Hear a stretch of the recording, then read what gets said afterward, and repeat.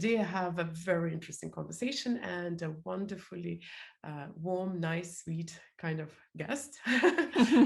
So I'll introduce my guest in a moment. I know my guest has actually interacted with you, so you already visually know who it is, but I'll do it officially now. So my guest today, Alexandra Solomon. Hello, welcome, Alexandra. Hi, it's so good to be here with you, Christina, and with all of you. Thank you. And do I call your full name Alexandra, or do you go by any short, sweet names as well?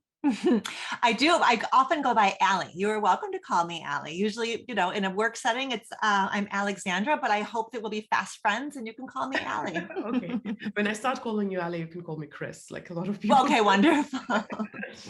But back to being serious. Alexandra Okay. Solomon, PhD, is a clinical assistant professor in the Department of Psychology at Northwest University, a licensed clinical psychologist at the at the Family Institute at Northwestern University, a regular contributor at Psychology Today. By the way, I love this, well, I call it magazine, but it's probably more a platform.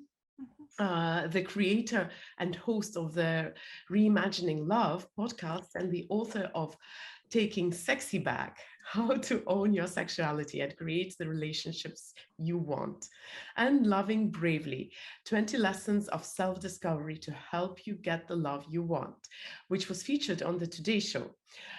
So welcome, Alexandra, to Mind Valley stage. And the topic today is going to be reimagining love. And of course, I have a lot of questions, having been recently divorced. Well, not so recently already. I still feel it's recent. I guess it's natural I would have a lot of questions, but we'll take it as it goes. So, and the first question, of course, to Alexandra is, so what is this idea of reimagining love? Is it something, maybe I'll ask it a little bit wider, but you can answer whichever aspect of that wide question you want. Is it more about how we as a society discuss love and relationships, or is it something which is more of a personal journey, something that each and every one of us has to do for ourselves if we want to move on? Because I think that love and relationships is still one of the areas which is a little bit old-fashioned, maybe. Although, Right. yes, well, actually, it's probably not very fair to say in the 21st century, but still, expectations of love and relationships are a little old-fashioned. So that's a big question. I love that you're starting us there, because you give me a lot of room to wiggle around in that question. And so the heart of what I do, because in my career, I wear so many different hats. Some of my week, I'm an academic. I'm teaching and training graduate students how to do couples therapy. Sometimes I'm a couples therapist, so I'm sitting in my office. And sometimes I'm sort of what I call a translator. I'm translating clinical research and clinical wisdom into tools for the general public. And so because I'm switching my hat so often, I've had to develop kind of a set of tools or a framework that I call relational self-awareness, because the through line in everything I do is about helping us understand ourselves more deeply so that we can create intimate partnerships that really work well for us, that serve our partners. And one of the key principles of relational self-awareness is that in order to make any kind of sense of today's landscape of love and sex, we have to be willing to widen and tighten our lens. We have to look at what's going on inside of us, our own landscape of wounds and socialization and tender spots and blind spots. We have to widen out our lens and look at the dynamics between ourselves and our partner, the choreography of love, the dances, the patterns that we get into with our partners. And then we have to widen our lens all the way out and look at the big cultural picture of where are we in this moment around love, sex, intimate partnership, marriage. And very often that has to do with cultural socialization, gender dynamics. And so you are spot on when you say, is it about us, the big collective us, or is it about us as individuals? And my answer to that is yes. And we have to do both, because we are so socialized from the time we are this big.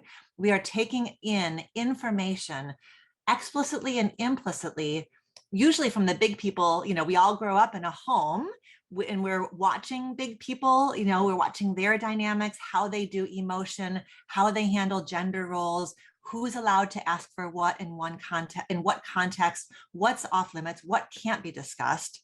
But we're also taking in, right? We are becoming the people, the little people that the big people in our house need us to be. And whatever roles we played in our family growing up, I guarantee you we're going to bring into our intimate partnership. So a lot of where I spend my time is helping us understand how the past affects us, how these large cultural messages affect us.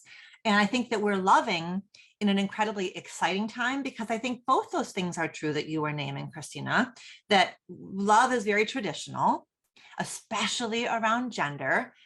Research, social science research shows that it is around the areas of love and sex that our gender role expectations are the most narrow and the most rigid of any domain. So we have, even if we can say we're very evolved around gender dynamics and we're creative, we're reimagining, we have that heavy mantle of tradition on our shoulders. And so it's an exciting time, and it's a time of like transformation and possibility, but also lots and lots of pretty rigid, pretty narrow expectations of what a good relationship should look like.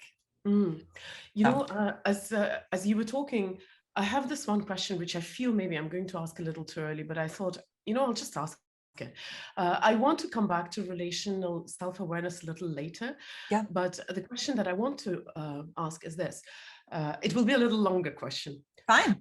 I mean, it's one question, but a little long explanation. Pretty sorry. So being single now, I haven't been single for a long time because I was married for a really long time. I have a lot of flashbacks of this idea that very often you hear when you go into the area of love and relationships, that relationships start with yourself, which I understand. When you have a relationship dynamics, of course, whatever is going on with your partner, it's very often, very often you first have to look inside yourself before you actually go and have any conversation even with your partner, or before you accuse your partner of anything. So I get it.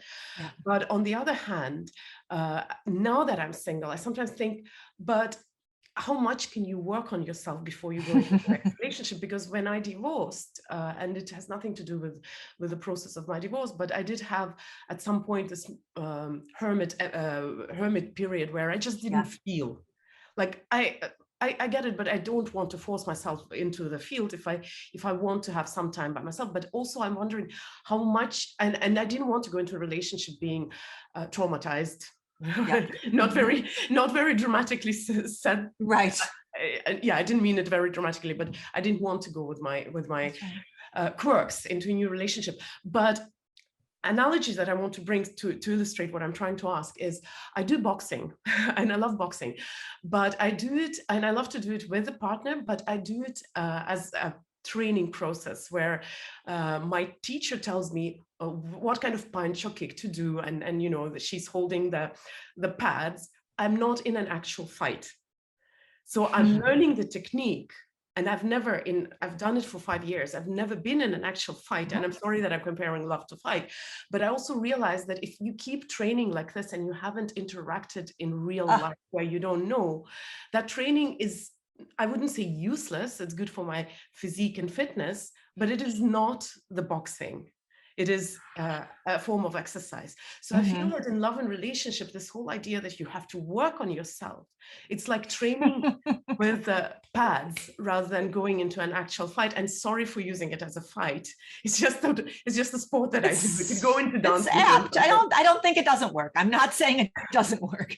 Oh, Christina, I love this question. I think this is a wonderful question. And I think, you know, it's one of the things that, like, I've been doing this career for well over 20 years. So when I was a brand new young psychologist, if I wanted to share my message on a larger platform, I literally had to wait for a journalist to seek me out and raise my hand and say, I'll talk to you about that topic.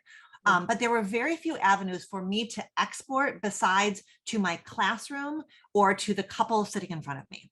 We are loving in a time, I mean, every single day I go on my phone, I write some piece of relationship content. It goes to 210 1,000 people around the world, right? This conversation right now is reaching people around the world. My books go around the world. My podcast goes around. Like, it is amazing how much access we have to self-development content, to relational self-awareness content. It is a blessing, but it also, there's a risk involved, because we can get really, I think, at risk of navel gazing and getting almost perfectionistic. Like, I am not even putting a dating app on my phone until I have listened to every episode of Reimagining Love, read both of Alexandra's books. I've got to get this shit figured out before I step out. And it is exactly what you're saying, is that the self, I mean, I believe my framework is the self, like my actual self is forever relational. My self is being shifted in this conversation with you, right? This exchange that we're having right now expands me, it shifts me, it grows me. I will not leave our conversation the same Alexandra I was, because the self is relational. So you're right. Like, I am here for, especially after something as seismic, and I think the word trauma is appropriate, something as traumatic as divorce. I think even really gentle divorces create, I mean, they create moments of overwhelm, right? That's the definition of trauma. It's an experience that overwhelms our capacity. So there's inevitably some amount of trauma and some need to heal. And I understand the hermit, I understand the pause, but I also want people to be gentle with themselves and humble enough with themselves to know that part of how the healing takes place is by putting even just the baby toe back in the water, and knowing that we continue to grow by being in relationship, and we don't have to have it all figured out. And it's too perfectionistic also, because then what are we supposed to do if we think we're done and we start dating, and then there's a conflict, or there's a disappointment, or if we've behaved thoughtlessly, or if we lose our temper? What are we to do with that, right? It doesn't mean that we actually weren't done. It means that we stay human. And it's why such a huge part of relational self-awareness is understanding how to apologize, forgive, and repair. We always need those skills, even if we've got, our house pretty well in order. You throw a pandemic in there, you throw a large Supreme Court decision that rocks everybody's world, and our bandwidth, our patience, our equanimity is going to be compromised. And so we have got to have ways of repairing and healing and looking with, our partner is going to trigger us, and we're going to trigger our partner. So it's not a question of whether that will happen. The question is, what will we do when it happens? Like, can we resist the temptation to get stuck in either blame, why did you do this to me, or shame? Why can't I just be happy? Why do I screw it up, right? Blame and shame are the two indicators that tell us that we've lost that really rich, juicy relational framework, which is that everything that happens in a relationship is a dynamic, it's a dance. It's the more I do this, the more you do this, and then we get caught up, and we've got to kind of look at it as a dance or a pattern, versus what so often happens is we look at who screwed up, whose fault was it, I love it as a dance, because dancing is this miraculous thing where the steps, but you also have to be aware of the environment and attune to your partner, which you can't learn without a partner and without the music. Right. So I really love this analogy. We'll do the way the proper academic conversation starts. Let's talk about definitions. What is relational self-awareness? I understand this is in the core of our discussion as it is. Yeah. Relational self-awareness is an ongoing, curious and compassionate relationship that we have with ourselves that becomes a foundation for a healthy, intimate partnership. So when I'm practicing relational self-awareness, I'm asking myself, I've been married for almost 24 years in August. So I've been with Todd Solomon for a hot minute. And even though we know each other, pretty well, I still have moments where I get confused of like, why am I responding to his behavior in this way, right? Well, my first thought is usually, why is he doing this? But if I'm savvy enough to catch myself with that question, why is he doing this? I will dig a layer deeper and I will ask, why am I having this reaction to what he's doing? And it's not that it's an either or, but it is definitely a need to keep ourselves in the ring. So I'm practicing relational self-awareness when I am curious about what is it about me, my stories, my expectations, my needs, my tender spots that is getting riled up in the face of his behavior, his choice, his action, right? That's how we know we're practicing relational self-awareness, is we're getting really curious about our own interior versus just looking at our partner's behavior, because it's tempting. I mean, I often think about how every single couples therapy session, every first couples therapy session starts with each partner having like a little thinking bubble above their head, which says some version of, thank goodness we're finally here. Now this couples therapist and I can explain to my partner what they need to do differently, right? But the other partner, their partner has the same exact thinking bubble, right? It's really, really hard to understand our role in a dynamic. It can be hard, but that is the thing, you know, the field of couples therapy. There's lots of different approaches to how you work with a couple that's struggling, but every single approach to couples therapy shares in common that need to help a couple tell a thicker, richer story about their patterns and their dynamics. So that's what relational self-awareness is really all about. It's helping ourselves think about who we are in the context of our relationships and understanding how our own past gets activated, how our own blind spots. So, you know, as you were talking, I was thinking of how when you're in a relationship which is defined in a way by some kind of commitment, actually, maybe it's not a very fair way to say that, but often don't we often want to kind of fix the relationship by trying to change something? And that's why the question is, why is he doing that, or why is she doing that? And this ability to let the person be and only look at your own reaction in the relationship, it almost requires this unbelievable faith in the relationship that, you know, without you trying to hold on or trying to do the right thing or trying to help the person not to do the wrong thing, without it, it's going to fall apart. It's just a hunch. I can't even formulate the question, but what do you, maybe the question is like, what do you need to really have this this calmness and this fortitude in you to actually let the partner be and focus on your own reaction in a relationship and not on the partner's actions? Well, I mean, I do think that a part of it is that the two of you together have agreed that this is a relationship value. Deep mutual curiosity about the dynamics does need to be a shared couple value. And that's one of the things, you know, my first book came out in 2017, and I did not anticipate that the question I was going to get over and over again was like, I'm totally fine with this whole relational self-awareness idea. It's my partner who won't do it. How do I get my partner to be more introspective? And 99% of the time, it was a woman partner with a man who was asking that question. And I think there are lots of reasons. You know, I think the way that we traditionally, especially under patriarchy, the way we traditionally have socialized our boys and our men is to figure out how to win, right? We have socialized our boys and our men to be quite binary around win, lose, and kind of keep the upper hand.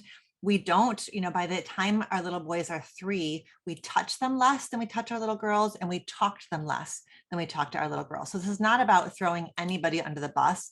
It's saying that we all need to be thoughtful about kind of like the ways in which we reap what we sow. We haven't traditionally raised our boys. The things we have celebrated in our boys are pretty antithetical to health, to what we know about healthy, intimate relationship. So it is very often the case that it is the love of an intimate partner that will invite a man, usher a man into self-reflection. Like very often when if I'm sitting with a straight couple and I'm asking him a question, it's very often that he's formulating his response in real time. It's just that nobody has asked him this question about himself, or he hasn't had that tool of introspection, not because he sucks, not because he's broken, but just because there hasn't been that context. So that's, I think, a real challenge, is that sometimes women who are straight will need to kind of partner with a guy who's like a bit of a diamond in the rough, not that it's her job to, help him learn this stuff, but to kind of forgive him for the ways in which our culture has failed him, and I suspect that your Mind Valley community is full of men who are doing this work, who are curious. But I wouldn't be surprised if you told me that, your audience is a bit more skewed towards women, right? That's my Instagram audience is like 90-10. I wish that I had, I love when men are in conversation with me, when they're willing to do this work, when they, which I think that by and large they are. It just isn't, we're not at the point yet of celebrating it nearly enough and inviting and encouraging men early enough and often enough. I agree with you. We do have a little different proportion, but still many more women. Maybe partially because Vishen is the main founder is the man, and that actually does attract some men. But I also think our society somehow ridiculously puts these two things on the opposite ends of the spectrum, like personal growth, transformation, introspection, as if they are going to be in the way of productivity and success in the very pragmatic. That's right. That's right. Meaning, my dear friends who are online right now, thank you. I see one question has come in. Please do leave your questions. Otherwise, I'll be talking because this conversation is so interesting. Actually, it's your opportunity to ask a question. If you don't, I have enough questions to ask. But I also want to apologize a little bit. Having been a straight person all my life, I have very little experience about gay relationships, so I might not ask gay questions which have to do with that. So I'm really sorry about that. It's just that I don't have experience. So if you have these questions, they will be welcome, by the way. The other question came back to my mind, and again, it's out of context. Oh, good. I'd like to follow a certain path, but it's just that relationships is such an emotionally charged topic for people usually, and also because we don't seem to have a lot of healthy conversations about that. It's very often maybe pleasing, to sometimes complain to your friend about a relationship, but not very healthy. So the question that I have is, I came to Estonia after having lived in my own Mind Valley bubble in Asia for a long time, and here I'm much more exposed to regular life. And I'm a very decided feminist and outspoken and loud, and very often it rubs our Eastern European, I call it, I use this word actually not very politically correct, Estonians actually in European Union and everything, but a lot of us were brought up in Soviet days, so it's a little bit more traditional and patriarchal society. So my feminism rubs a lot of men the wrong way. And I always, every time I have an interaction where my dignity, my values demand that I actually express myself the way it is, like, this is not cool, I don't like being treated like this, what I get is disappearance, because a lot of guys just cannot take it. So my question is, do we, in my case, maybe not my case, maybe somebody can relate, is this the place where sometimes you maybe have to give a chance to people who may be violating your values? And I understand that a lot of people do that not out of bad intentions or disrespect to me. It's just that they're not used to that. They may be not used to seeing such a strong feminist as myself. Or do I stick to that and just wait forever for some miraculous unicorn to show up in my life? Unicorn man. I have seen men who do not violate my values, and yes, they're wonderful conversation partners, but I do not have any sexual attraction to them very often. So you see, I hope you get my question. That's a really tricky part, isn't it? So you're saying, right, when you're with a man who is deeply, let me make sure I heard you right, that when you're with a man who is more self-aware, more egalitarian, your sexual desire is not as activated. Is that what you're saying? No, not completely. What I'm saying is that there are unicorns who actually get me, but they're just so few, and the few that I've met, unfortunately, we're not the we're not the potential partners in any ways possible. But what I'm trying to say is that sometimes my values are not being like it's not that the person is bad or wrong, or we don't share the values. It's just maybe maybe the person doesn't know, it hasn't had an experience with a person like me. Do I actually give a little bit of slack for the sake of Right. actually being able to find someone, or do I stay true to, Right, what I mean? right. Well, I think that, I mean, this is a question I think that I think here in the US, we're going to start to reckon, I've started to think about, okay, so what does the landscape of love and sex look like in a post Roe versus Wade world? And it's not just about the incredibly disproportionate risk now that sex takes on, that heterosexual sex takes on between his risk and her risk. It's not just that.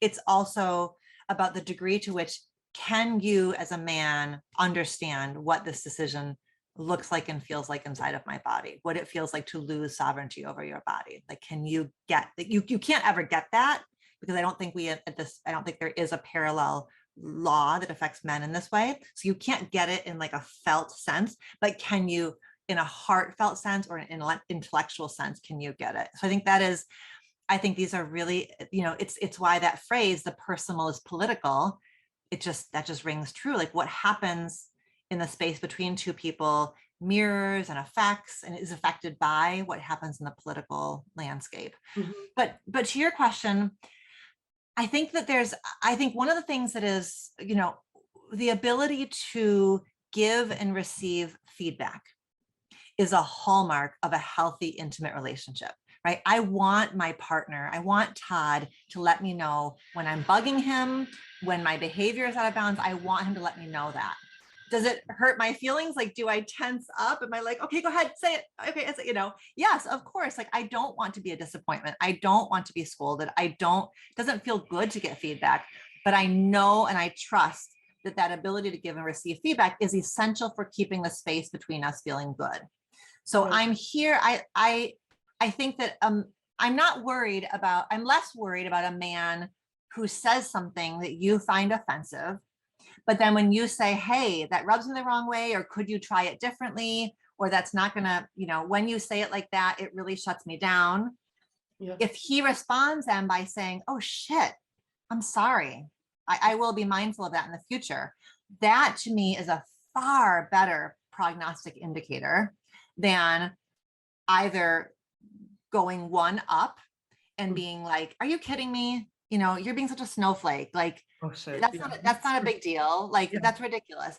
That's worrisome, because dismissing feedback or holding you in scorn for giving feedback, that's not a great indicator. Or disappearing into shame, which may look like ghosting, right? If he just kind of disappears, my hunch is that he feels shame, that to be told by you that comment was hurtful or that comment was offensive, it spikes an experience of shame inside of him, and he can't metabolize it and hold it, so he disappears. I think that is very often those two stances of like the kind of one up grandiosity of like, what are you talking about? That's not a big deal. Get over it. You're such a femme, blah, blah, blah. That's not relational. But one down isn't relational either. Like, melting into shame and disappearing, that's not relational. Relational is, oh shit, I'm sorry, Christina. I didn't know that was offensive. I'd like a redo. Tell me more about why that rubs you the wrong way. Mm-hmm. That's relationality, that ability to create enough safety that you can give and receive feedback. Mm-hmm.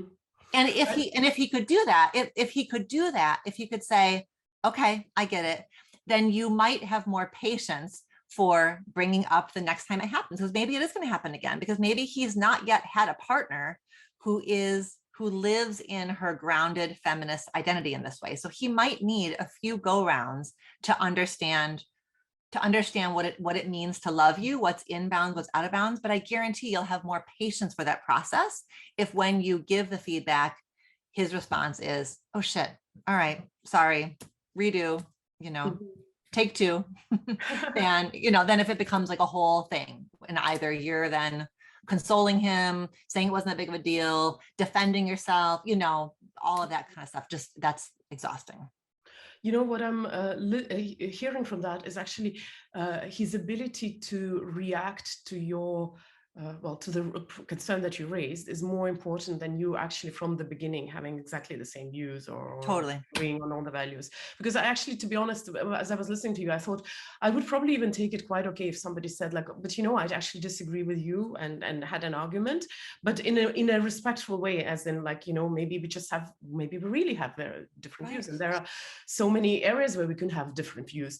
So since you've touched that a little bit, and I am a little far away. I'm in Europe, so of course we live in our reality, and we have slightly different problems here than you guys have in US. I mean, we have a war, but we won't talk about the war because it's we've had it for a while now. What I want to talk about is about something which is happening in US, and while I'm not following the news very closely, I do have a very strong opinion. I want to ask you this step back that US has taken, and it's not like an overwhelming. I understand that half of the country is still trying to respect the human rights, the core of human rights.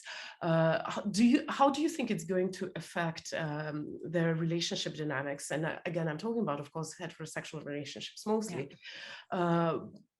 Why I'm asking again, the context to that is that. I think we as a society is actually still so far from well, equality between the genders that it actually, on a grand scale, it does scare me, because US is a huge power, and while I know that you know, we maybe in Europe have a slightly different attitude to that question, and by that I mean it's a little easier to. I think, again, I don't have research, but I believe Europeans are a little bit more attuned to people's right to choose over their own bodies. So how do you think is it going to affect the relationship scene in US? And is there a way that we go all the way back to Middle Ages? Right.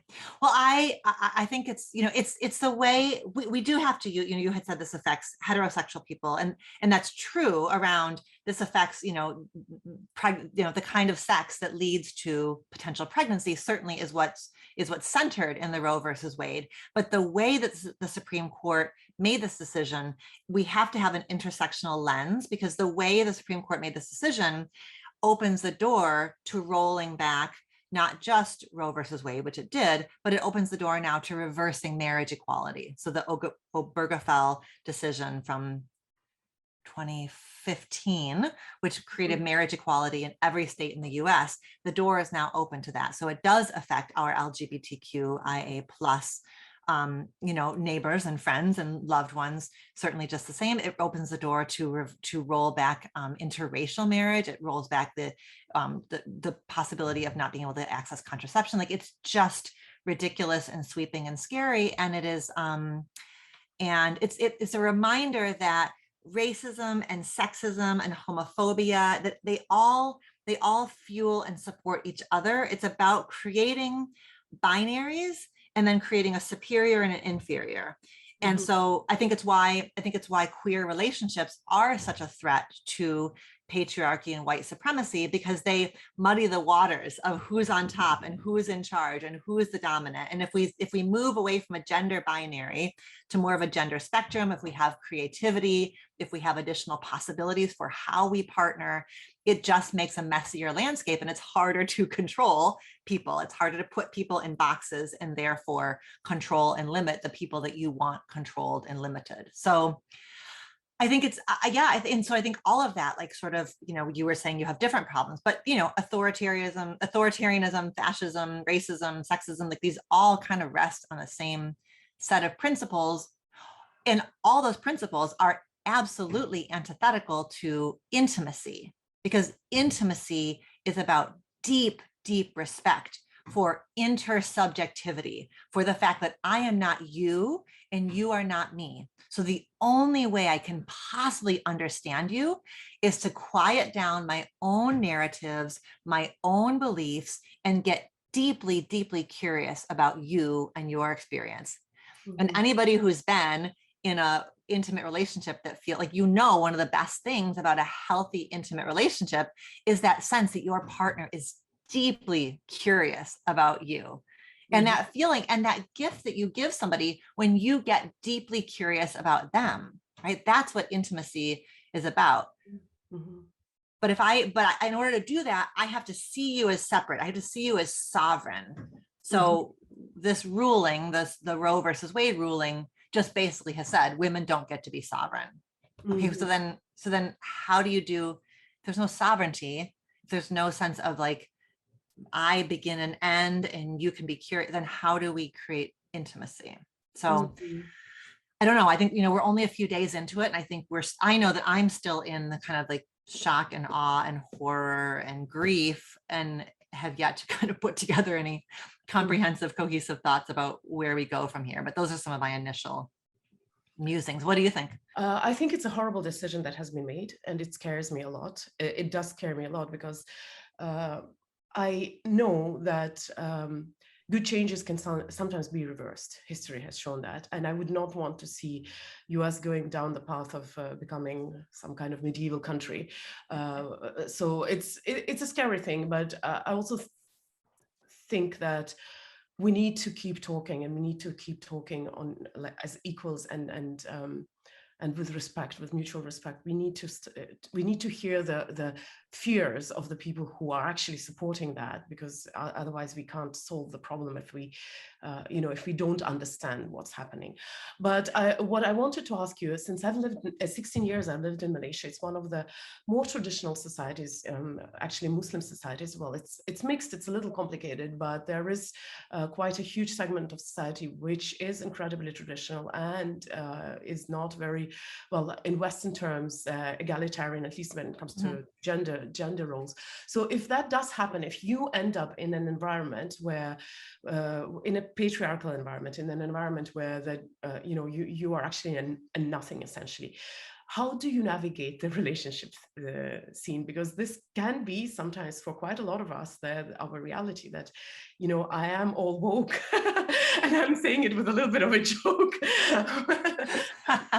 Do you just play by the rules of and look for, like in this movie scenario, like in Matrix, you look for this alternate society which actually gets right. Right. Yeah. I mean, that was, listen, like the patriarchal conception of marriage is a promise, right? She is promised security, protection, safety. Before white women were granted the right to vote in 1922, the idea was that women, really they were just talking about white women, didn't need a vote because his vote was her vote. So it's this very like pseudo idyllic, infantilizing idea that, listen, woman, all you need is a man. Like, a man will protect you and care for you and guard you, and he will advocate on your behalf. And so that's the pull of patriarchy. It's like, you don't need to think for yourself. You don't need a job. You will be sheltered and held and protected. It's a very simplistic conceptualization of life, that life just refuses to play by those rules, So I do think that's the promise that this, I think a lot of the sort of pushback, like this push towards traditionalism that we're seeing in the US, and I think that you're seeing as well, is like, let's just go back to that time, because things were simple. And I think a lot of what we're seeing now has to do with men, though, white cisgender men have been used to having power, and they don't know how to share power, and they're afraid of not having power, and they're afraid of not having value if they don't have power, when in truth, my gosh, straight women are going to stay straight. Like, that's, they are not choosing to be straight. So women are going to be looking for male partnership. And there are so many beautiful ways for men to show up in relationship that have nothing to do with protection and providing. They have to do with witnessing, right? And mutual support, and like celebration of women's power and men's power, and that like interplay. And there's so much. I learned so much from my queer students, from the queer couples that I'm able to, do couples therapy with. Like, none of this stability and security in a relationship doesn't rest on each of us playing a role. It rests on an ongoing commitment to just be curious and present and creative, So we don't need tradition to create stable relationships. We can build stability on a foundation that's actually more robust than, because I'm a woman, I play this part. Because you're a man, you play this part. Well, that's one road to stability, I suppose, but we can create stability from some richer sources, that are more internal. Yeah, human to human, as Wendy is saying. That's right. You just said something so profound, and I think it should be probably like explored deeper. Actually, you've been saying something so profound for all this time, but this one was very strong. I like this idea that you just shared, that stability should not be based on the roles that we are playing. Yes.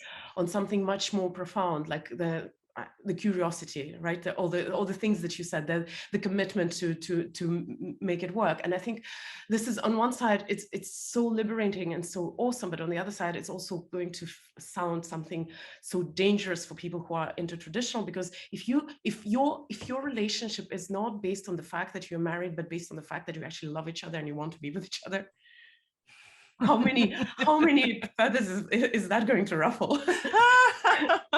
And right. That's the fear, but that's just fear, right? That's just fear. The idea, I mean, my gosh, I don't want any of us to stay in relationships just because we're married and just because we said we would. I mean, commitment has two facets. Certainly part of commitment is I'm here because I told you I would be here. But the other facet of commitment is I'm here because I love being here. Where the hell else would I be? You're my person. This is our home. This is our family. I remain invested in the, relational curriculum that you are offering me every day. I'm here for it. That's commitment too. So you're right. It's just, it's fear. It's a deep sense of fear that the only way people will stick around is if you control them. That's fear. That's fear-based.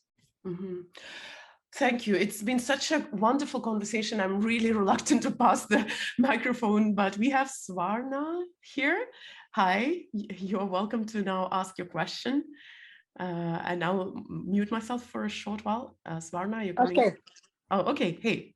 Can you see me now? Can I unmute the, oh, here we are. Sorry. I was going to put some lipstick. I was going to put some lipstick on, but I guess. You're gorgeous as you are. Okay. Okay.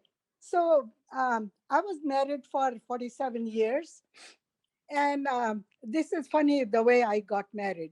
I knew about my husband because he was my sister's brother-in-law. Okay. But I said no to him for 3 years because I said, oh, he's not. I'm more educated than he is. I'm not going to marry him. Because I was growing up in Bombay, India, and he was in USA. But I said, I don't know. He dropped out of school. I don't want to marry him. Right. But then my mom was on deathbed. So to please her, I said, I'm going to marry him.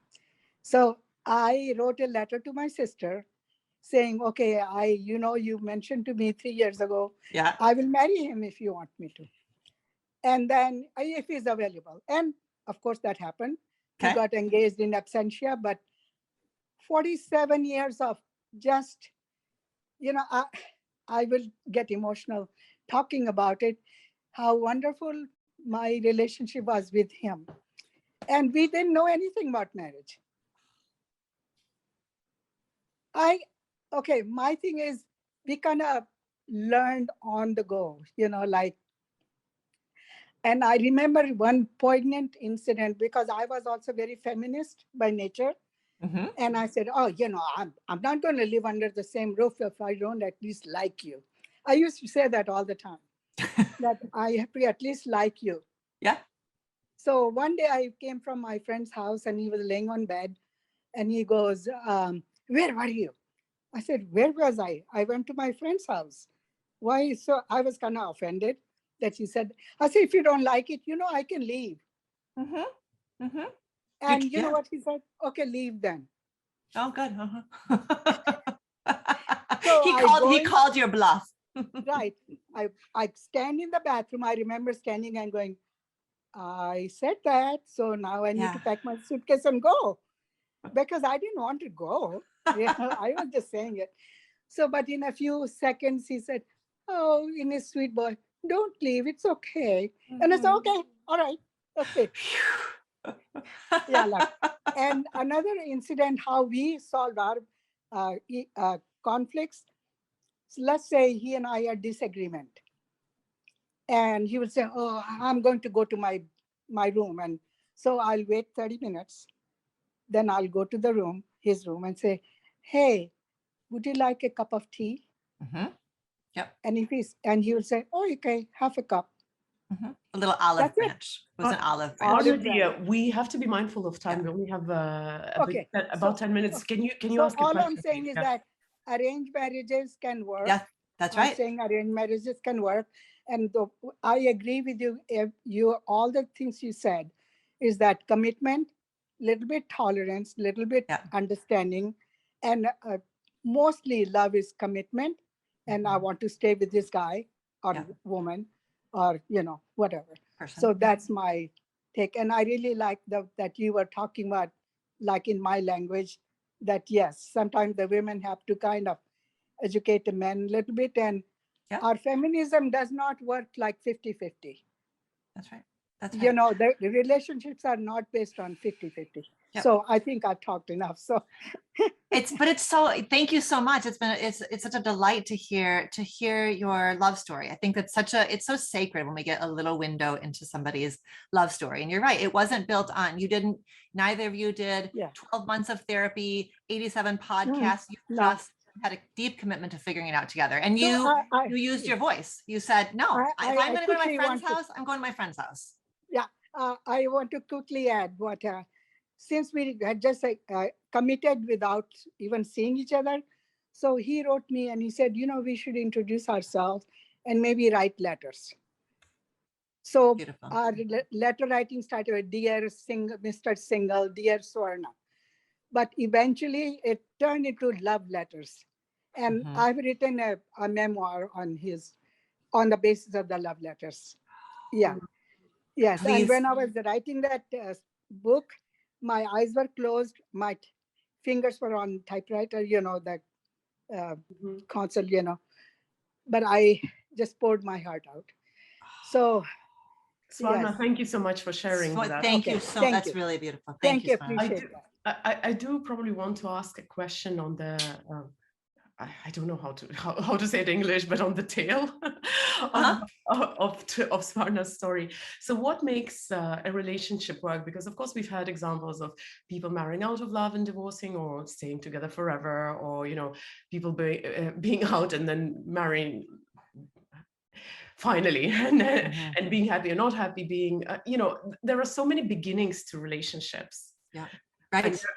Does the beginning of a relationship actually define how it's going to evolve and end? What makes the relationship work? Right. It does not. I mean, as Swarna just showed us, and actually the research backs up Swarna's experience, that marriages that are arranged have no greater or lesser chance of working than other marriages. I mean, I think we, especially for me here in the US, we are hyper obsessed with romance and passion and fireworks and butterflies and soulmate. And we believe that anything less than that is doomed to fail. And Swarna and millions of couples throughout history are like,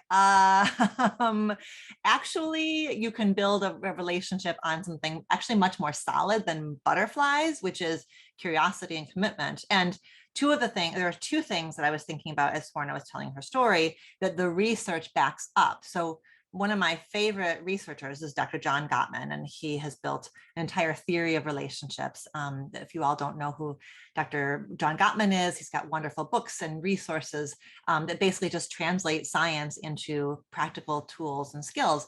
And what he would notice, I think, in Swarna's story are two things. The first is that when Swarna said, when Swarna's husband said, "Where were you?" he kind of was huffy. And she stood up for herself and she said, "If I'm going to go to my friend's house, I'm going to go." He backed down. And what Gottman has found is in straight relationships, when he kind of like, if she escalates and he kind of stays, rather than escalating one up, because Swarna's husband he could have said, "Absolutely not, my wife, but he didn't. He was like, "Oh, okay." And he kind of met her and de-escalated. So that was one kind of conflict management skill that was really good, is that Swarna, put her foot down on something that was important. And rather than escalating, he kind of sensed that was important and deferred. And then the other thing that Dr. Gottman would notice is when she was describing that in a fight, they would separate, which I think is wonderful. Research has shown that when we get upset, we start saying things that we don't mean. Our IQ drops when we're emotionally flooded. We are not as smart as we should be. Our prefrontal cortex goes offline. So we can't hold the big picture. We can't do empathy. So the best thing we can do is take a little break, cool ourselves off, and then come back together. So not only were they smart about taking a break, they also were smart when Swarna would offer him a cup of tea. That is called what Gottman calls a repair attempt. So in healthy marriages, what you see are lots and lots of repair attempts, whether that's like a little joke or a funny little face or an offer for tea. In healthy marriages, you see lots of repair attempts that are then taken up. And again, her husband could have been like, a cup of tea? Are you kidding me? You don't deserve that, or, whatever. But instead he was like, okay. So that was a little repair attempt. And you see lots and lots of those in healthy marriages. So no wonder she's, getting tearful telling us about her story. So those are some of the features of a healthy relationship. At this point, I'm realizing that we're not having enough time, unfortunately. Okay, fine. But I'll ask this very quick question. No, it's not fine at all. I wish we had more time. But I do want to ask one little question before we go into closing. So you said that it's good when the man reacts in that way. Is it the same if for the woman, or if a man puts his foot down, it's not quite the same as if the woman puts her foot down? Yeah, that's tricky, right? I think that's, and Gottman has been challenged to expand his research with more and more and more queer couples, but that was one of his early findings, was that because of exactly what you're saying, right? A man putting his foot down, like we've seen there, been there, done that. That's not anything that's impressive, and oftentimes it's abusive. But for a woman to kind of, it's not just putting her foot down. In Swarma's example, it was putting her foot down, but it could be anything. If she says, I have a different idea for how we should solve this problem. If she says, I have an idea for what we should do next. When she makes a bid, either a declaration, an expression of need, of want, of interest, when she makes a bid and he says, okay, I can go along with that. That's just so healthy. And it, because it circles back to what we were saying in the beginning of our conversation about how so much of traditional male socialization is you don't back down. You don't let them see you sweat. You never give an inch. You don't, giving an inch is for losers, as Donald Trump would say. Like, you just don't do any of that stuff. Well, actually, really, really wonderful male partners are constantly looking for ways that they can say, that makes sense. I like that idea. Thank you for bringing that up. Let's pivot. Let's try it this way. I don't know. Let's give it a go. Those kinds of things are so valuable because that's that relationality again, right? That back and forth, give and take. I'm seeing it now from your point of view. And I think what you're saying, there's some merit in that. That's just so good for a relationship. Mm-hmm.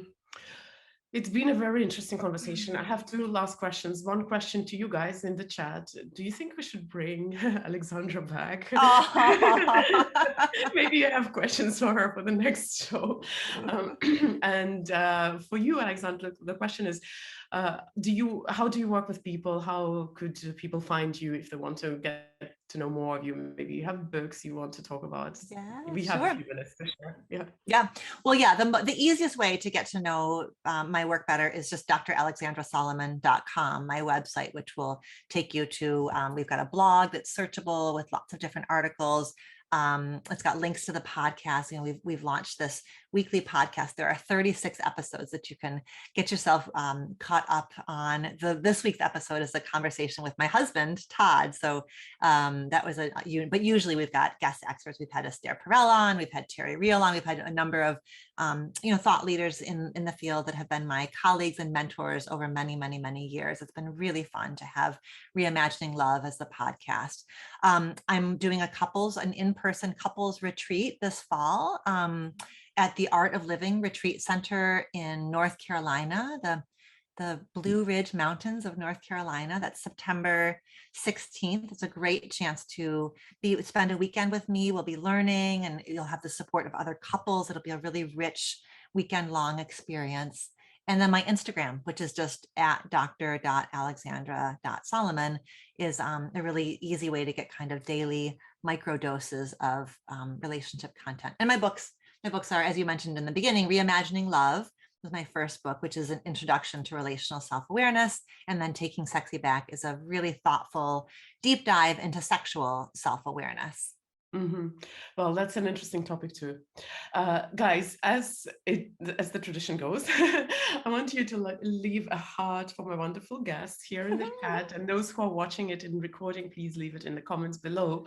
Alexandra, it was such a great pleasure. I really loved talking with you.